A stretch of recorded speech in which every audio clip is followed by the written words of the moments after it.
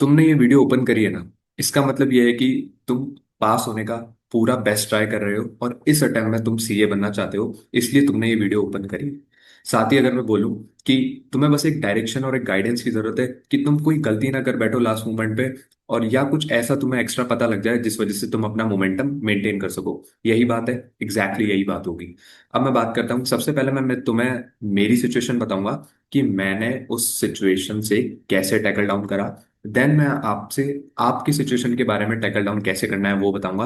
Because अगर मैं मेरी सिचुएशन को टैकल डाउन करना नहीं बताऊंगा, जैसे मैंने एफआर में 62 मार्क्स स्कोर करे, तो देखो बिना प्रूफ के कोई भी आपकी बात नहीं मानता है। तो एग्जैक्टली यही होता है, इसलिए मैं प्रूफ के साथ बताने वाला हूँ कि मैंने कैसे उन चीजों को मैनेज करा था। तो शुरू करते हैं। फर्स्टली मैं आपको बताऊं तो देखो, आप कुछ भी नया प्रिपेयर नहीं कर सकते, ये आपको ही पता है, मुझे ही पता है। बट इस वीडियो से आपको ये आइडिया लग जाएगा कि आपने जो ऑलरेडी प्रिपेयर कर रखा है उस चीज को आपको बेस्ट कैसे डिलीवर करना है या प्रेजेंट करना है। फर्स्ट थिंग, मैं मेरी कॉपी की बात करता हूँ तो मेरे डिस्क्रिप्टिव में 44 मार्क्स हैं, और मेरे एमसीक्यू में आप देख लो, ये पीडीएफ में आपको दिख जाएंगे, 18 मार्क्स है, ठीक है। तो टोटल मेरे 62 मार्क्स थे। अब सबसे पहले मैं बात करूँ तो देखो, मैंने 109 इंडेस छोड़ा था।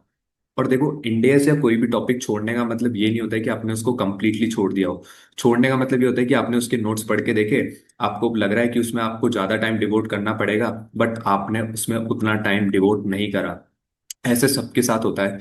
आपके भी कुछ रिस्पेक्टिव टॉपिक्स होंगे जो आपको जिसमें आप ज्यादा टाइम डिवोट करना चाहते हो बट आप नहीं डिवोट कर पाए होगे। इस हिसाब से मैंने 109 में टाइम डिवोट नहीं करा था जितना मुझे रिक्वायर्ड था। बट बाकी जगह मैंने अपना बेस्ट ट्राई करा था। दूसरा बात करूं तो देखो, इंडिया अपने 103 बिजनेस कॉम्बिनेशन और कंसोलिडेटेड फाइनेंशियल स्टेटमेंट वाला जो फर्स्ट क्वेश्चन मैंडेटरी आता है।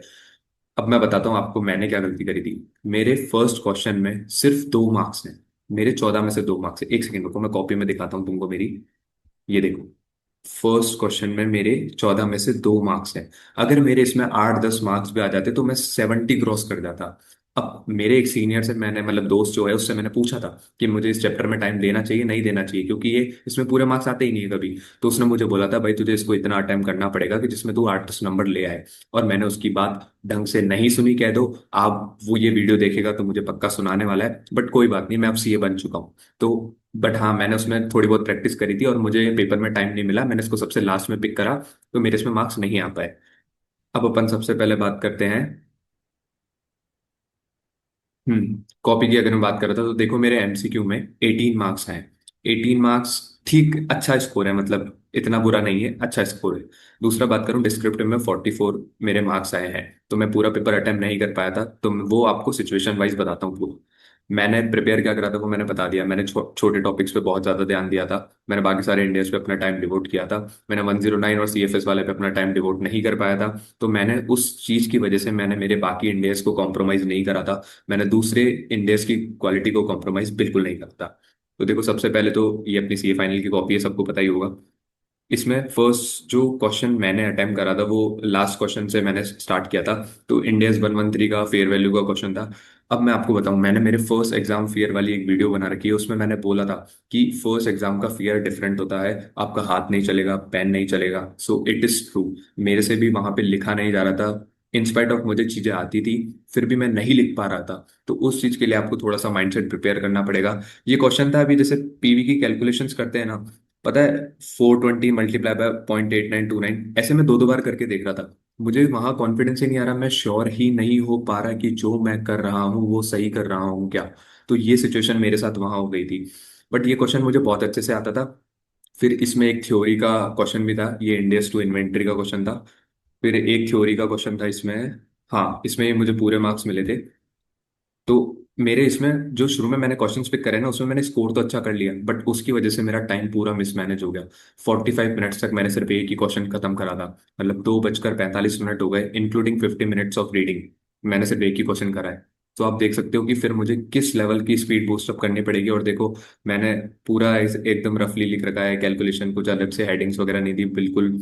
बस थोड़ा प्रेजेंटेबल दिख रहा है कॉपी में, कि जैसे एंट्रीज भी पास करो तो तुम्हें कुछ भी टेबल वेबल बनाने की जरूरत नहीं होती है ना, नरेशन लिखना, बस डेट लिखो, एंट्री सही होनी चाहिए, तुम्हारा अमाउंट सही होना चाहिए, उस चीज के मार्क्स होते हैं। इवन तुम शॉर्ट फॉर्म्स भी यूज कर सकते हो, जैसे एसबीपी लाइबिलिटी लिखा है मैंने, तो पूरा शेयर बेस्ड पेमेंट लिखने की बजाय तुम शॉर्ट फॉर्म्स भी यूज कर सकते हो। तो कहाँ तुम्हें अपना टाइम बचाना है ना, वो तुम्हें डिसाइड करना पड़ेगा। और दूसरी चीज अगर मैं तुम्हें बताऊं तो तुम, जैसे ये देखो एक क्वेश्चन था तो इसमें एक अकाउंट बनाना था। तो अब ये पहले वर्किंग नोट से शुरू होता है, तो एक पेज खाली छोड़ा इसके लिए मैंने, फिर वहां पे अकाउंट बना के ऐसे मैंने इस क्वेश्चन को अटेम्प्ट करा। तो अगर मैं ओवरऑल तुम्हें बताऊं ना, तो मेरे मार्क्स कट कहाँ पे हुए थे वो मैं तुम्हें बताता हूँ। पहला क्वेश्चन तो मैंने लास्ट में पिक करा था। अब मैं बताता हूँ तुम्हें मैंने पहला क्वेश्चन करा कैसे था। जो बैलेंस शीट बनाने वाला था, मेरे पास टाइम था नहीं, मेरे पास 10 मिनट बचे थे फर्स्ट क्वेश्चन को करने के लिए। ये देखो, 103 बिजनेस कॉम्बिनेशन, थोड़ा आइडिया दिया, पीसी जैसे जैसे निकाल पाया वो निकालने की कोशिश करी मैंने, सब गलत सब गलत, कुछ भी सही नहीं निकल रहा था। ऐसे करके मेरे उसमें 2 ही मार्क्स आए हैं। फिर अगला मैं एक क्वेश्चन बात करूँ तो देखो, मेरे 6 क्वेश्चन में 14 में से मेरे 30.5 है। फिर मेरे 14 में से 12 है फोर्थ में। और बाकी जो दो जगह हैं वहाँ 8.5 और 8 मार्क्स हैं। अब मैं बताता हूँ ये 8.5 और 8 वाला क्या चक्कर है। तो ये देखो, ये फिफ्थ का सी पार्ट था। अब मैंने 109 तो पूरा छोड़ दिया, तो वो क्वेश्चन आया था ऑप्शन में, तो मैंने उसको वहां पर पेपर में भी कंप्लीट छोड़ दिया। तो अगर मैंने, और मेरा ये डिसीजन बहुत सही था, अगर मैं उस क्वेश्चन को कर लेता ना अटेम्प्ट, तो मेरे इतने मार्क्स नहीं आते आज, मेरी एग्जामेशन नहीं आती मतलब। क्योंकि जिन्होंने भी वो क्वेश्चन अटेम्प्ट करा है ना 109 वाला, उसमें कैलकुलेशंस के बहुत सारे छोटे छोटे कैलकुलेशंस के बहुत ज्यादा मार्क्स थे। तो उनके मार्क्स इतने डिवोट नहीं हुए जितना उनको लग रहे थे। तो मैंने थ्योरी वाले क्वेश्चन ज्यादा उठाए थे, जैसे प्रेजेंटेशन ऑफ फाइनेंशियल स्टेटमेंट वाला हो गया, या फिर दूसरे जो चैप्टर होते हैं जैसे रेवेन्यू रिकॉग्निशन का था। मतलब रेवेन्यू, इंडेक्स 115 का क्वेश्चन था थ्योरी वाले। तो थ्योरी में क्या होता है कि आपने थोड़ा बहुत भी काम की चीजें लिख दी, लैंग्वेज आपको पता होती है, तो आपको मार्क्स इजीली अलॉट हो जाते हैं। और थ्योरी का एक सिंपल रूल है, अगर आप कोई थ्योरी चैप्टर भी कर रहे हो, जैसे एफआर में 2 थ्योरी चैप्टर है, उसको मैंडेटरीली कर लेना आप। एक तो अकाउंटिंग एंड टेक्नोलॉजी वाला, और दूसरा आपके वो एथिक्स वाला आपके ऑडिट से कवर हो जाएगा। क्योंकि थ्योरी का सिंपल रूल है, कोई भी क्वेश्चन है ना, जितना थ्योरी याद आ रही है ना उतना लिख दो, एक्स्ट्रा भर के आओ। बस टाइम आपको मैनेज करना पड़ेगा, बट हाँ जितनी आ रही है उतनी लिख दो। तो जहाँ सही होगी वो आपको नंबर दे देगा। दूसरा अगर मैं बात करूँ तो देखो, मेरा टाइम मिसमैनेज शुरू में हो गया था, मैंने आपको बताया। और वहां पे मुझे एक ऐसा क्वेश्चन भी पिक करना पड़ा जिसके बारे में मुझे ज्यादा कुछ नहीं आता था, बट उसमें भी मेरे 14 में से 8, 8.5 नंबर आ गए। तो ऐसी सिचुएशन आपके साथ भी हो सकती है।